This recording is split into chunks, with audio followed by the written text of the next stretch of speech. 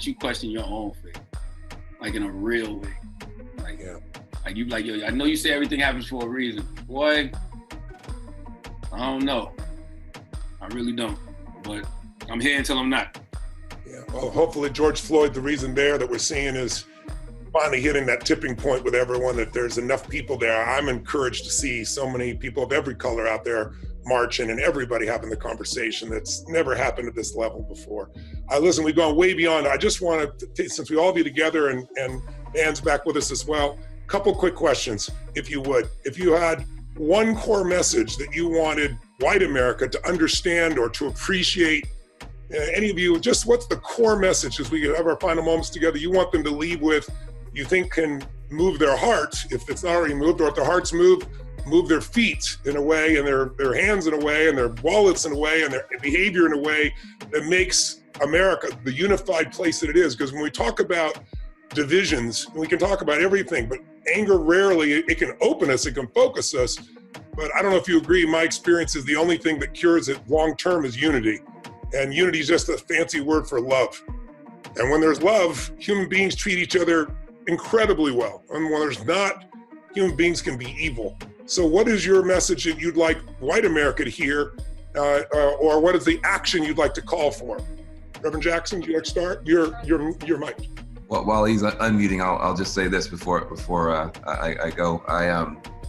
I think that my request would just be for more curiosity. The thing is, when you're one up on a power dynamic, you have a lot of blind spots. Yep. When you're one down, you have a lot of sore spots. And what that means is that when you're one down and you're hurting, you have to pay attention to that dynamic. If you're a woman working with a bunch of men, you really know a lot about how gender works in that office. If you're a guy, you may not even be able to answer the question. How does gender work? I don't know. I mean, it's like Scooby-Doo. I don't know. So wisdom accumulates at the bottom, because when you're one down, those sore spots force you to pay attention and to learn.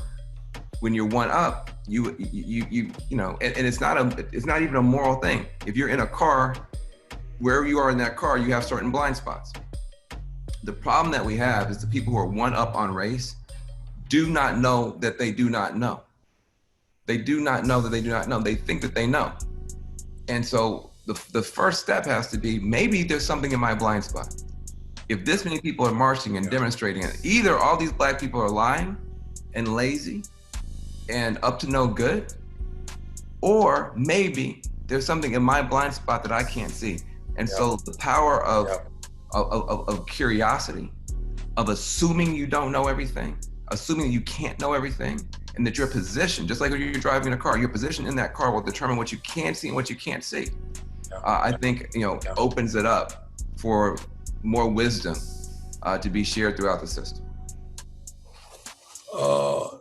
Lynchings in 70 years. Alabama 361, Arkansas 492, Florida 311, Georgia 637, Kentucky 168, Louisiana 549, Mississippi 654, South Carolina 123, North Carolina 185. There were no cameras. This lynching business, driving us from south to north, from South Carolina, Charlemagne, to the north, is an old system. And we got to fight this thing and do everything. I totally appreciate this conversation, my brother. Charlemagne, I want to spend some time with you, Charlemagne. Can I do? I would love that. That'd be my pleasure. But we got it. I'll talk with Tony's producer. But I love you. Derek, you're such a special guy. I know. And Mr.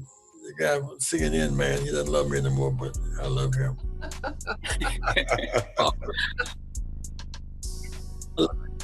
I love him. That's awesome. Thank you. Last comment, Derek, and then Charlemagne will finish with Barbara, and we're set to go. Thank you all.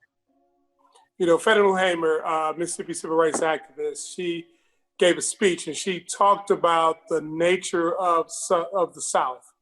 And she talked about being from Sunflower County, and no matter what happens, as long as white people in that county had their foot on Black folks' neck in the ditch, they were both in the ditch. Right.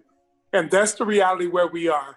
As long as we allow racism to exist, as long as we use the tools of otherness as a mechanism for political advancement, we will continue to be in this same ditch. The real question for white America, as it is for Black America, are we ready to get out the ditch? Are we ready to move forward? Are we ready to actually recognize that race is a social construct? And as it is African Americans today, it could be another group tomorrow.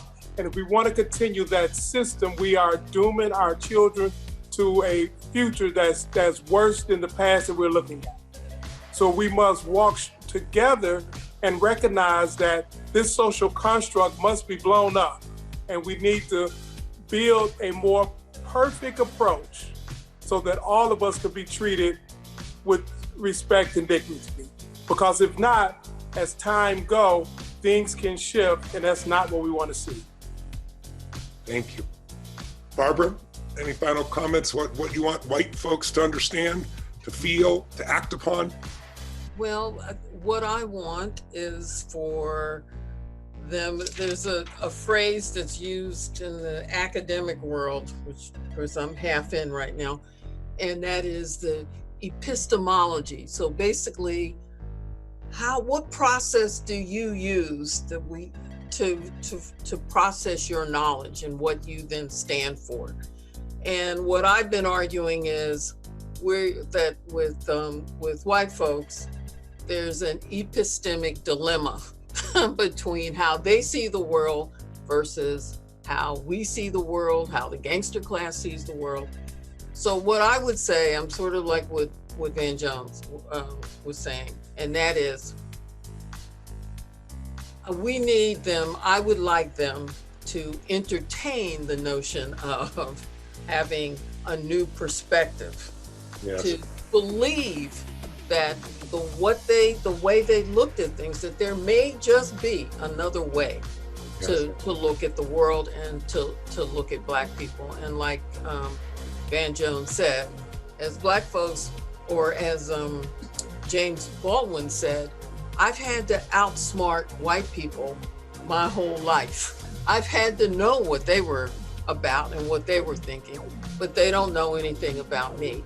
It's time for white folks to know something about us, a new perspective. That was, again, the entire purpose of this conversation. And my hope is that will people be reached by the rawness and realness of all of you, your life experience and your willingness to share and your willingness to still